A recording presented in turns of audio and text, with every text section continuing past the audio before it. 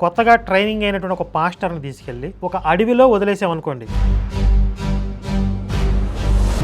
ఇలాంటి ప్రతికూల పరిస్థితుల్లో నుండి ఈ రామసేతు అనే ఒక వ్యవస్థని నిర్మాణం చేయాలని చెప్పి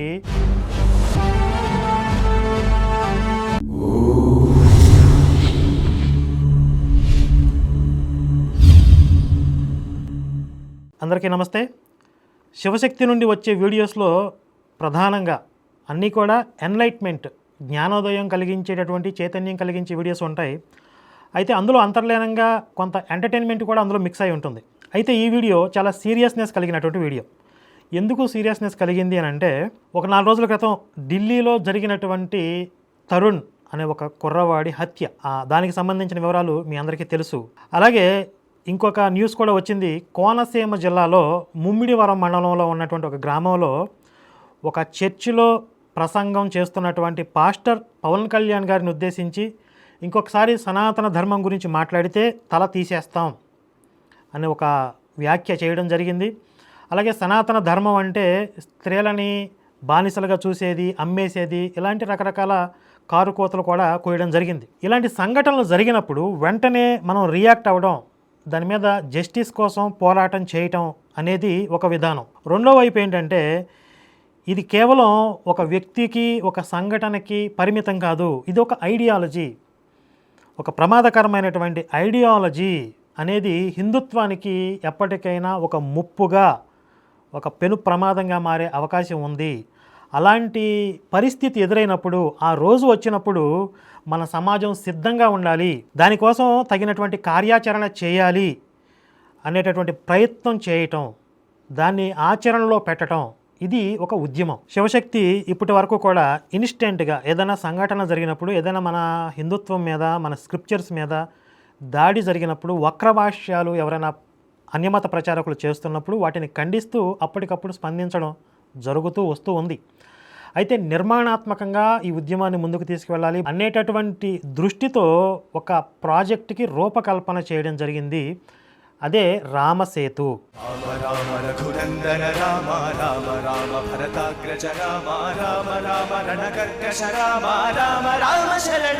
ఈ రామసేతు ద్వారా ఎలాంటి కార్యక్రమాలు జరుగుతున్నవి అని మీకు తెలియజేయడానికి కొన్ని విజువల్స్ చూపిస్తాను, చూడండి. తమ్ముడికి చాలా థ్యాంక్స్, మంచి విషయం చెప్పాడు. ఈ అబ్బాయిని ఖచ్చితంగా మా శివశక్తిలో వాడుకుంటాము. తమ్ముడు నిట్లేరు,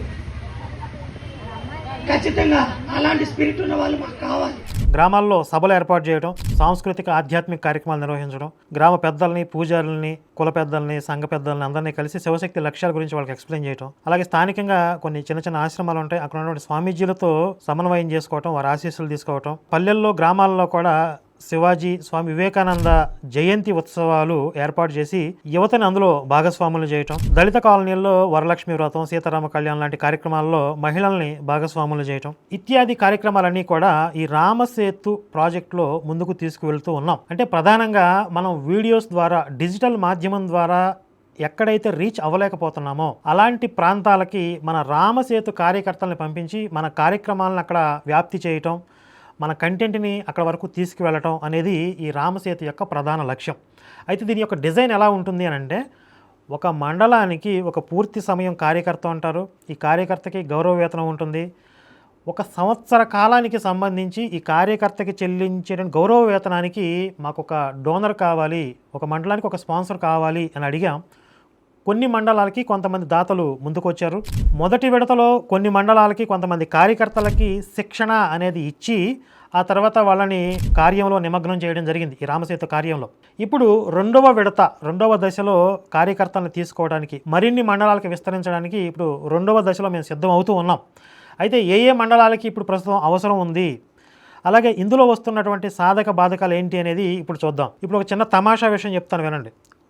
కొత్తగా ట్రైనింగ్ అయినటువంటి ఒక పాస్టర్ని తీసుకెళ్ళి ఒక అడవిలో వదిలేసామనుకోండి, నువ్వు ఈ అడవిలో బ్రతుకు అని వదిలేసామనుకోండి, వాడు అక్కడ ఉన్నటువంటి కొన్ని చెట్లని, కొన్ని జంతువుల్ని మతమార్పిడి చేసి వాటి దగ్గర నుండి దశమ భాగాలు తీసుకుంటూ వాడు అక్కడ బతికేస్తాడు. ఒక అడవిలో వదిలేస్తే అక్కడ ఉన్నటువంటి చెట్లని, జంతువుల్ని మతమార్పిడి చేసి ఆ చెట్లకు కాచే కాయల నుండి తొలి పంటని, దశమ భాగాలని, ఆ జంతువుల బొచ్చు కానీ తోలు కానీ వాటి మాంసంలో దశమ భాగం అని చెప్పి వాటితోనే వాటిని కోపించుకుని అలా బ్రతికేస్తాడు అడవిలో ఒక పాస్టర్ అనేవాడు. అలాంటి వాడిని ఊళ్ళల్లో గ్రామాల్లో వదిలిపెట్టారనుకోండి, ఏం జరుగుతుంది? సంపూర్ణంగా హిందువులు ఉన్న ప్రాంతాల్లో కూడా మెల్లగా ఒక వైరస్ని తీసుకెళ్ళి అక్కడ వదులుతాడు, ఒకరిని కొరుకుతాడు, వాడి ద్వారా ఇంకొకరిని అట్లా మెల్లగా స్ప్రెడ్ చేసుకుంటూ భుజానికి సంచితో సైకిల్ దొక్కుంటూ వచ్చిన పాస్టరు 10 సంవత్సరాలు తిరిగేటప్పటికల్లా 2 బిల్డింగులు కడతాడు. ఒకటి చర్చి, రెండోది వాడి ఇల్లు. ఇది ఈ పాస్టర్ అనేవాడికి ఉండేటటువంటి స్టామినా, వాడి యొక్క సామర్థ్యం. అంటే ఆ జాతి అందులోకి మారగానే అలా తయారైపోతారా, అలాంటి కన్నింగ్నెస్ ఉన్న వాళ్ళే పాస్టర్లు అవుతున్నారా అనేది మనం పరిశోధన చేయాల్సిన విషయం. సరే, దీన్ని అలా పక్కన ఉంచితే ఇప్పుడు మేము ఈ రామసేతు ద్వారా ఏదైతే గ్రామాల్లో పల్లెల్లో కార్యక్రమాలు విస్తరించాలి, మన కంటెంట్ అక్కడికి తీసుకువెళ్ళాలి, చైతన్యం తీసుకురావాలని ప్రయత్నం చేస్తున్నామో, ఇందులో ఎదురవుతున్నటువంటి పెద్ద సవాల్ ఏంటి అని అంటే తగిన కార్యకర్తలు దొరకటం. అంటే ఇప్పుడు కొంతమంది కార్యకర్తలు వచ్చారనుకోండి, వాళ్ళకి మనం ట్రైనింగ్ ఇచ్చి నెలకి ఎంత అని చెప్పి ఇప్పుడు 15,000 చొప్పున ఇస్తున్నాం. ఆ గౌరవ వేతనం ఏర్పాటు చేసి వారం మీరు ఇలా చేయాలి కార్యక్రమాలు అని చెప్పి వాళ్ళని గైడ్ చేస్తూ ఉన్నా కూడా కొంతమంది అంత చురుకుగా దాన్ని ముందుకు తీసుకువెళ్ళలేకపోతున్నారు. కొంతమంది ఈ రామసేతు యొక్క లక్ష్యాన్ని అర్థం చేసుకుని దాన్ని ముందుకు తీసుకువెళ్ళడంలో సఫలీకృతులు అయ్యారు. ఇది మనకి శివశక్తికి మొట్టమొదటి ప్రయత్నం కాబట్టి అక్కడక్కడ కొన్ని లోపాలు ఉన్నాయి. ఇంకా రామసేతుని పటిష్టంగా తయారు చేయాలంటే ఎక్కడ మనం లోపాలను సరి చేసుకోవాల్సిన అవసరం ఉంది అని అంటే, ముఖ్యంగా ఈ రామసేతు కోసమే, దీనికోసమే జీవితం, ఇంక నాకు వేరే లక్ష్యం ఏది కూడా లేదు అనేటటువంటి మనస్తత్వం కలిగిన, దానికి మాత్రమే అంకితమైనటువంటి ఒక వ్యక్తి అవసరం ఉంది ఇక్కడ. అంటే ఇప్పుడు నేను దానికి అంకితం అవ్వలేదా అంటే, నాకు రామసేతు ఒక్కటే కాదు, ఇంకా చాలా పనులు ఉన్నాయి. ఒక షార్ట్ ఫిల్మ్ తీయాలి, అలాగే రోజువారీ వచ్చి వీడియోలు చేసుకోవాలి, గోశాల ఒకటి ఏర్పాటు చేస్తున్నాం, అక్కడికి వెళ్తూ ఉండాలి, ఇంకా ఎన్నో కార్యక్రమాల్లో నేను నిమగ్నమై ఉంటాను. కాబట్టి ప్రత్యేకంగా నా జీవితం అంతా కూడా ఈ రామసేతు కోసమే అని కేటాయించడానికి అవకాశం లేదు. అలాగే శివశక్తిలో ఉన్నటువంటి కొంతమంది వ్యక్తులు ఎవరికి వారు అంతకుముందు పూర్వ నిశ్చిత కార్యక్రమాల్లో నిమగ్నమై ఉన్నారు. ఇది కొత్తగా స్టార్ట్ చేశాం కాబట్టి ఇప్పుడు కొత్తగా ఒక వ్యక్తి దీనికోసమే అంకితమైనటువంటి పర్సన్ కావాలి. రామసేతు కేంద్ర కార్యదర్శి లేదా రామసేతు ప్రధాన కార్యదర్శి అని అనుకుందాం. ఈ రామసేతు కేంద్ర కార్యదర్శి యొక్క బాధ్యతలు ప్రధానంగా ఏమిటి అని అంటే, ఈ మండల కార్యకర్తలకి శివశక్తి కేంద్ర కార్యాలయానికి మధ్య సమన్వయం చేయటం, వారధిగా పనిచేయటం, దానికి తగిన అభిరుచి సమర్థత కలిగిన వాళ్ళని నేను ఆహ్వానిస్తూ ఉన్నాను. క్వాలిఫికేషన్స్ కూడా కొన్ని బ్రీఫ్గా చెప్తాను. వయస్సు ఒక 30 నుంచి 50 సంవత్సరాల మధ్య ఉండాలి. చదువు ఏదైనా డిగ్రీ పూర్తి చేసి ఉంటే మంచిది. ప్రధానంగా భాష మీద పట్టు ఉండాలి, ఉచ్చారణ చాలా స్పష్టంగా ఉండాలి, కమ్యూనికేషన్ బాగుండాలి. ఇంకా కీలకమైన పాయింట్ ఏంటంటే, పెద్ద బరువు బాధ్యతలు అనేవి లేకుండా ఉంటే మంచిది అని అనుకుంటున్నాం. పెళ్ళిడికి వచ్చిన కూతురు, ఉద్యోగం రాని కొడుకు, అప్పుల్లో ఉన్న చెల్లెలు, ఇలాంటి సినిమా కష్టాలు లేకుండా కాస్త బరువు బాధ్యతలన్నీ తీరిపోయి, లేదా కాస్త చిన్న తేలికపాటి లక్ష్యాలు కలిగి ఉన్నటువంటి వ్యక్తి ఎవరైనా ఉంటే ఈ రామసేతుకి ఎక్కువ న్యాయం చేయగలుగుతాడు. లేదంటే బ్రెయిన్లో ఇప్పుడు నెల తిరిగి వస్తే ఈఎంఐలు, ఆ కష్టాలు ఈ కష్టాలన్నీ గుర్తొచ్చి దీనికి అన్యాయం జరుగుతుంది. కాబట్టి పూర్తిగా ఈ రామసేతు బాధ్యతలకి న్యాయం చేయగలిగిన వ్యక్తిని మేము ఆహ్వానిస్తూ ఉన్నాం. రామసేతు కేంద్ర కార్యదర్శికి సుమారుగా ఒక 25,000 రామారామి అనుకుంటున్నాం. అంతకు మించిన సమర్థత కలిగిన వాళ్ళు వస్తే మనం కొంచెం అటుగా మేనేజ్ చేసుకోవచ్చు. ఇక రెండవ దశలో కొత్తగా తీసుకోబోయే మండలాలకి రిక్వైర్మెంట్ ఉన్న మండలాలు లిస్టు చెప్తాను చూడండి. చిత్తూరు జిల్లాలో కావాలి, గుంటూరు, ఏలూరు, ప్రకాశం, కడప, కాకినాడ, ఈ జిల్లాల పరిధిలో ఉన్నటువంటి మండలాల్లో క్రొత్తగా మండల కార్యకర్తలు కావాలి. ఈ రామసేతు మండల కార్యకర్తగా పనిచేయడానికి కూడా బేసిక్గా కొన్ని క్వాలిఫికేషన్స్ ఉంటాయి. ఆ లిస్టు కూడా నేను మీకు స్క్రీన్ మీద చూపిస్తాను చూడండి.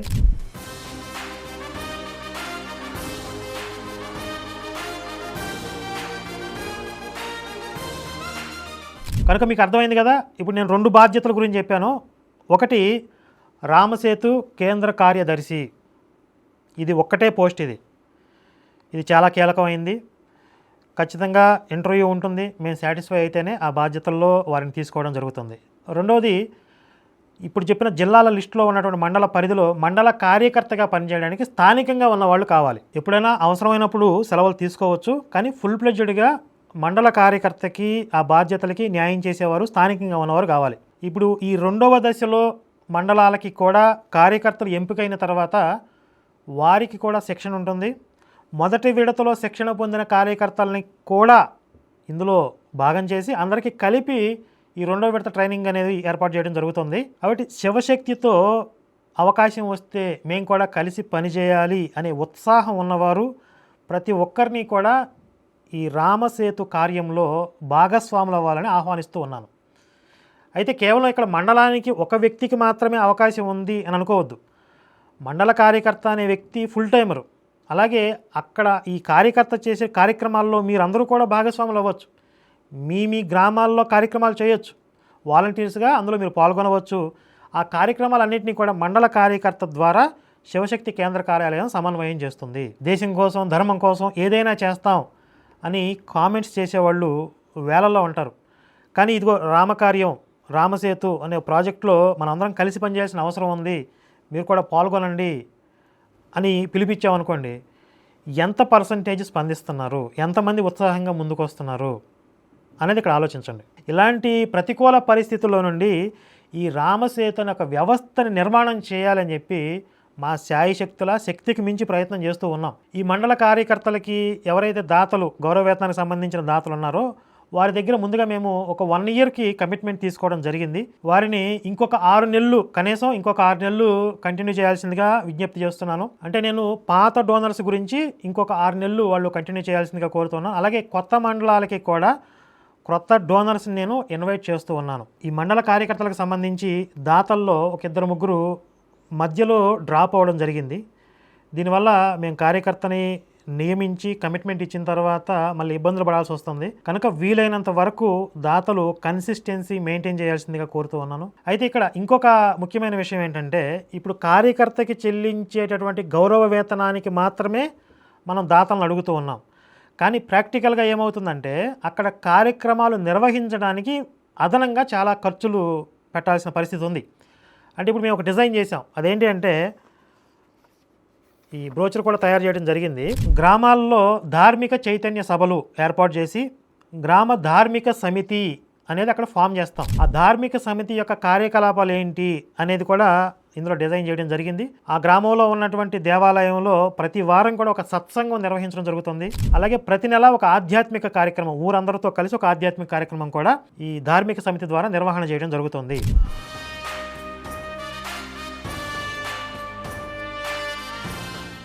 ఈ గ్రామ ధార్మిక సమితికి ప్రారంభంగా ఇంతకుముందే మీకు ఒక అప్డేట్ కూడా ఇచ్చాను. సంక్రాంతి టైంలో మొదటిగా మా సొంత ఊరిలోనే ఒక గ్రామ ధార్మిక చైతన్య సభ అనేది ఏర్పాటు చేయడం జరిగింది. దానికి పరమపూజ్య శ్రీ దత్త విజయానంద తీర్థ స్వామివారు ఇచ్చేశారు. అలాగే ప్రతి గ్రామంలో జరిగేటటువంటి ధార్మిక చైతన్య సభలో అక్కడ స్థానికంగా ఉన్నటువంటి స్వామీజీలని భాగస్వాములను చేస్తాం, వారిని ఆహ్వానిస్తాం, వారి ద్వారా ధర్మోపదేశాన్ని వినిపిస్తాం గ్రామస్తులకి. అలాగే అక్కడికి ఒక శివశక్తి వక్త, ప్రధాన వక్త కూడా అక్కడికి వెళతారు. అంటే ఇదంతా కూడా ధార్మిక సమితి నిర్మాణం జరిగేటటువంటి సందర్భంలో. ఆ తర్వాత వారం వారం జరిగేటటువంటి కార్యకలాపాలన్నీ కూడా ఆ స్థానికంగా ఉన్నటువంటి ధార్మిక సమితి సభ్యులే నిర్వహించుకుంటూ ఉంటారు. ఇలా గ్రామాల్లో నిర్మాణాత్మకంగా హిందుత్వ చైతన్యం తీసుకురావటం దీర్ఘకాలిక లక్ష్యంగా ఈ రామసేతు పనిచేస్తూ ఉంది. కాబట్టి దీని యొక్క అవసరాన్ని, ప్రాధాన్యతని గుర్తించి ఎవరెవరు ఏ విధంగా ఇందులో భాగస్వాములు అవ్వగలరో, ఇందులో నేను ఈ విధంగా నా సేవల్ని అందించగలను అనుకునే ప్రతి ఒక్కరిని కూడా నేను ఆహ్వానిస్తూ ఉన్నాను. అలాగే టెక్నికల్ సపోర్ట్ కూడా కావాలి. ముఖ్యంగా ఒక యాప్ లాంటిది అవసరం ఉంది. ఈ సాఫ్ట్వేర్ కానీ యాప్ కానీ మేము చేసిస్తాము అనేవారిని కూడా ముందుకు రావాల్సిందిగా కోరుతూ ఉన్నాను. ఇంతకుముందు చెప్పినట్లుగా మనం కేవలం ఆ మండల కార్యకర్తకి మాత్రమే దాతలను అడగడం జరిగింది. ఇప్పుడు ఈ కార్యక్రమాల నిర్వహణ చేయడానికి ప్రతి గ్రామంలో కూడా ధార్మిక చైతన్య సభలు పెట్టడానికి, ఇతరత్ర కార్యక్రమాల నిమిత్తం కూడా ఆర్థిక వనరులు అవసరం ఉంది. కాబట్టి దీనికోసం ప్రత్యేకంగా రామసేతు మూల నిధి అనేది ఒకటి ఏర్పాటు చేసుకోవాల్సిన అవసరం ఉంది. ఈ మూల నిధి నుండి ఈ రామసేతు కార్యక్రమాలకు అవసరమైనటువంటి ఆర్థిక వనరుల్ని మనం పంపిణీ చేయడం జరుగుతుంది. కాబట్టి మండల కార్యకర్తలకి సపోర్ట్ చేసే దాతలు కాకుండా మూల నిధికి సపోర్ట్ చేసే దాతల్ని కూడా మేము ఆహ్వానిస్తూ ఉన్నాం. ఈ వీడియోని కనీసం 10 మందికి షేర్ చేయండి. శివశక్తి చేస్తున్నటువంటి ఈ బృహత్ కార్యాన్ని ఎక్కువ మందికి చేరేలా కృషి చేయడంలో మీ వంతు పాత్ర నిర్వర్తించండి. తద్వారా దానికి అవసరమైనటువంటి వ్యక్తులు కలిసి రావడానికి ఎక్కువ అవకాశం ఉంటుంది. జై శ్రీరామ్, భారత్ మాతా కీ జై.